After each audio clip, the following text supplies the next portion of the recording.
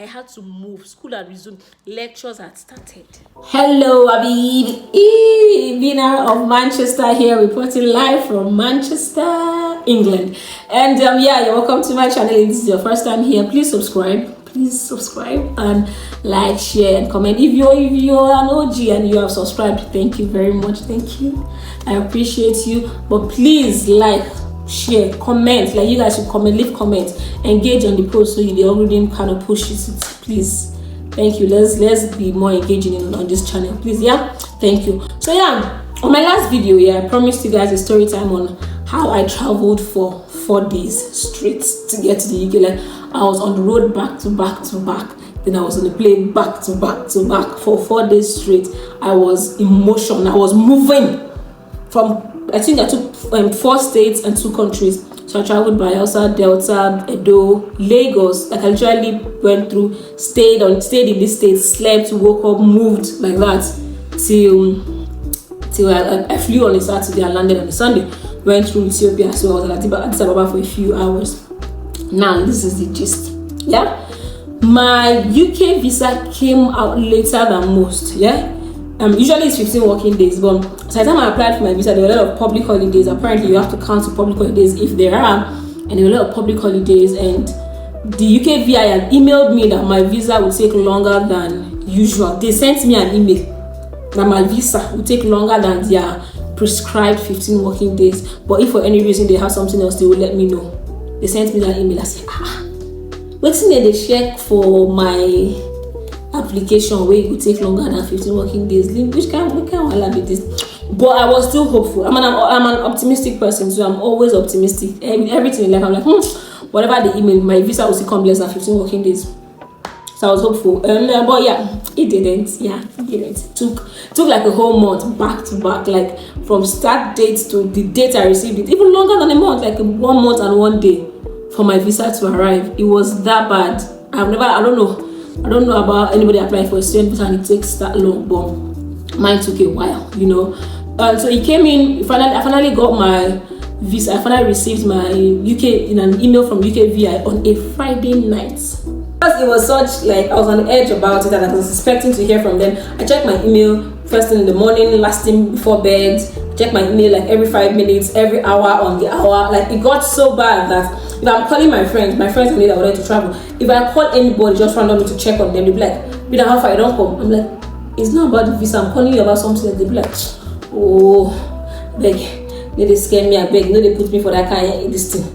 Like, so I don't just call anybody again. Like, it was that bad. It wasn't just one person. To like, if I call my siblings randomly to just say, "How far this?" They're like, "Bida, how far the visa don't come?" No. I'm just calling to ask you about if you're home. I want to come and visit you, or how far that skirt or how far that trouser. I could not just about anything again. Everybody was on the edge. My parents were praying. I was praying in church. My parents were sowing seed. Oh man, it was hard because the journey to even me applying for UK visa was long, because this really was not even my first choice. It's a whole story. I'll backtrack in upcoming videos, but I had applied to another country and they had refused me visa, and that's why I decided to now apply for UK visa, because I already had a UK admission before then. So and I said, okay, let me come to the UK, you know.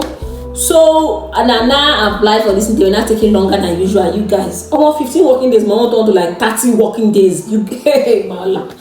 So my visa came on a Friday night, and we were about to go to bed, but I just put off our gen and I was about to sleep. So as per usual, I checked my email and I got the message from UKVI.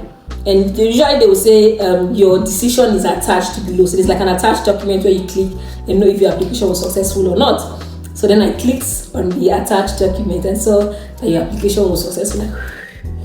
Whew, thank you, Jesus. So I was contemplating on whether or not to go and tell my parents, because it was almost midnight. It was like around to 11 in the night. I was thinking, should I go and tell them now? Should I wait till morning?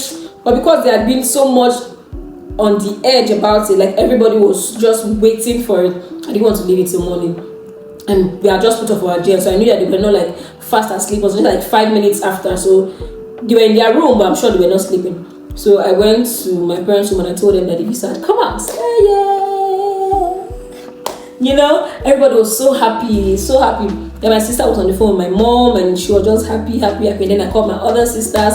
I told her that the visa had arrived. Everybody was happy. I texted my agent that night. I mean, we got to speak in the morning, but like I texted him that night because even my agent was not resting. Hey, my agent was not resting. I was calling him. Sometimes he would call me, now how far. Like it wasn't easy. It wasn't an easy process. It was quite tough to be waiting. That waiting period when you're waiting for something is really hard.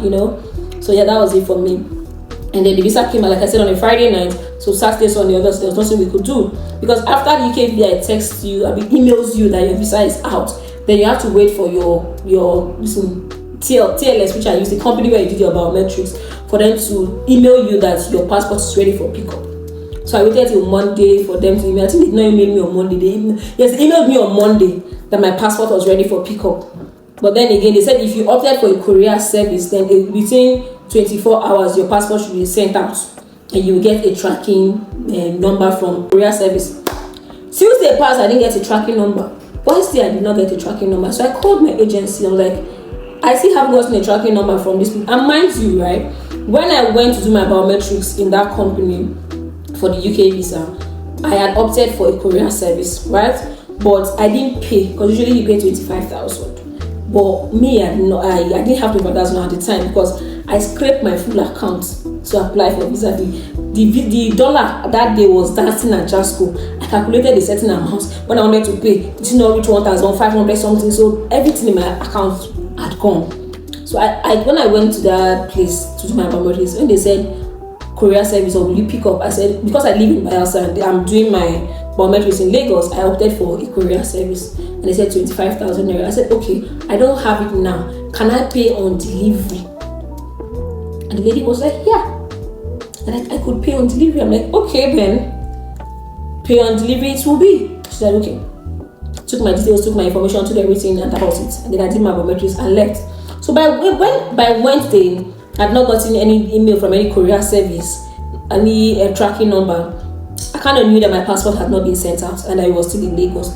So I called my agent and he was like, you know what, on Thursday, because mind you, my visa came out on Friday night, by Monday or by Tuesday, I booked my flight for Saturday. Because my school has resumed like 3 weeks prior and they had been emailing me constantly and I was telling them my visa was not out yet and they had been granting me extensions like week after week they will extend, week after week they will extend. So when the visa finally came out, I didn't want to wait for them to have to extend or not again because at this point I was running on thin ice, guys. It was a slim chance that they were going to extend and I didn't have the money to have to do a fresh application. So as soon as the visa came out on Friday night, on Monday, I think on Monday or Tuesday I booked flights just so because I had to move. School had resumed, lectures had started.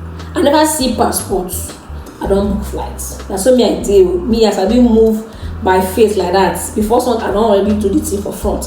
I'm very optimistic about life, so I usually don't wait till I see things happen before I move. Me, I just move. That's what I did. So I booked my flight. My passport was still, I don't know, MIA. My passport was still MIA, but I booked flights. So when by Wednesday, my flight was for Saturday, already booked. When by Wednesday I had not heard from any tracking company, I called my agent and the agent was like, if I don't hear, if by Thursday morning I've not seen anything, then I should just come to Lagos. I should come to Lagos on Thursday. If by Wednesday I've not heard anything yet, I should come to Lagos on Thursday so I can go to the office on Wednesday. on Thursday, on Friday, because my passport should most likely be there if I have not received a tracking number all week. I'm like, yeah, that kind of makes sense. So on Thursday, I was like, okay, I'll book a flight to Lagos and then get there, pick my passport on Thursday, and then or maybe on Friday, then I'll travel on Saturday. My budget was 150k for flight. Let me just even say naira, 150,000 naira. I'm like, okay, I can get 500,000. Ladies and gentlemen, I checked flights and flight was 200 plus. For Friday, I was trying to book flight for Friday so I can land in the morning and just go straight to this thing because it was in Ikeja, it was easy breezy. So I could just land and go and pick up my passport on Friday.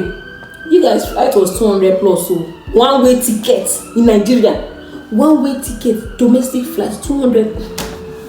I said, you know what? This was happening on a Thursday morning, and I was supposed to make my head out Thursday. My cousin was supposed to help me make my hair on Thursday, because I was supposed to have Thursday to make my hair and maybe hang out with my sisters later that Thursday night, and then fly on Friday, land in Lagos on Friday so I can pick up my passport on Friday and move, because my international flight was for Saturday. I don't know if I'm making sense.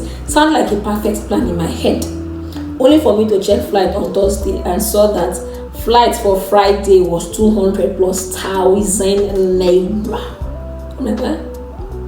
So I told myself, you know what, I'm leaving for Lagos today. This was around 10, and this was around 10. So I hurriedly went to the salon. It was fire brigade approach. It was around 11 now. Everybody's plating. Like 4 people's hands were on my head, like we're plating, finishing, giving attachment. Everybody was it was fire brigade. They finished around to 2. Yes, from I think it was 4 hours, to 11 to 12 to 1 to 2. Yes, to 11 to around 3 hours. They finished around to 2 or after 2. I think it was past 2. We finished around 2 o'clock after 2. Finished, and then my mom was there with me in the salon. My mom just carried me, went home. I had my bags packed, but I had some things that I was washing. I went to dry because I thought I was going to travel on Friday. All of those things were in the bucket and the basin. I just left them. Carried the ones that I had already packed. But my mother put my things in the car. My dad, my mom, God bless them, love them so much. Carried my things, fire brigade, move, and then I had to go to the park and look for a bus. I was going to Benin because I had to do the journey short now. I couldn't go to Lagos around 3 o'clock. Do you get? It would have been all the way in the night. If I knew that, I was going to Lagos because, anyways, long story is getting too long now. I got to Benin. I now couldn't find a direct vehicle going to Benin. It was around 3:30 now. I couldn't see a vehicle going to Benin, so I had to do Warri. Yes, from Warri. I had to do Ugeli. Yes. I took a vehicle going to Ugeli. From Ugeli, then I took another vehicle going to Warri. So they say from Warri I'll see Benin. Obviously, I saw Benin from Warri. And I started journey around this was around after 6 now to 7, Warri to Benin. And so we're now going now. Our tire bus. We stayed there for like an hour. Everybody left. It was a Sienna. Everybody left. It was just me and one other guy. This guy was going to Lagos too. So me, obviously, I couldn't carry more of my bags and leave. And I'm not even one to give up on people like that. I don't think I would have even left even if I didn't have luggage. I don't know how to panic, even in the most disastrous situation. I'm always so calm. Back, maybe they'll bring tire because our driver didn't have a spare tire. So everybody was quarreling. How will you be driving at the night? How will you be taking this kind of journey? You don't have spare tire. Me, I don't panic. I just stay there. Just sit down. No get straight. He called somebody to bring. Somebody was coming from Benin. The person brought tire. They fixed it. This was like an hour plus now. We got on our way. Long story short, we got to Benin around like 11 p.m. Like 11 in the night, and I had to lodge close to a park that was going to Lagos the next morning. So I paid for a hotel, slept, and woke up around like 5-ish. And then by 7:30, I was on my way to Lagos. I got to Lagos around 1:30. And then from Ojota, as I just stopped, I all move, enter taxi straight to with my load. Yes, my load was in the boots of this car, of this taxi, and I moved straight to the collection center to Ikeja. I got there and then I gave them my collection slip. There it was. My passport really was with them. They had not couriered it to anybody. My passport was there in Lagos, which I was grateful for because I was really skeptical. What if I get to Lagos now and they say they have sent my passport out? My passport is in Benin, or my passport don't reach Port Harcourt, or like, of course, that was kind of the situation that was in my head. But I was like, as long as I've not received a tracking number from any courier service, my passport is most likely in Ikeja. So I got to Ikeja, my passport was there, they saw it, they gave me, and then I went home. That's how I finally got home to my friend's house and chilled, and then moved on Saturday. My flight was in the afternoon on Saturday, and then obviously I came to Ethiopia Airlines, so from Lagos to Addis Ababa, Ethiopia, and then we stopped at Geneva for like an hour or so to drop off some people that were going to Geneva, and then we moved to Manchester. So yeah, that's how I traveled. 4 cities, 2 countries, 3 countries if I'm being honest. That was it, guys. Thanks for watching, and please subscribe. Thank you.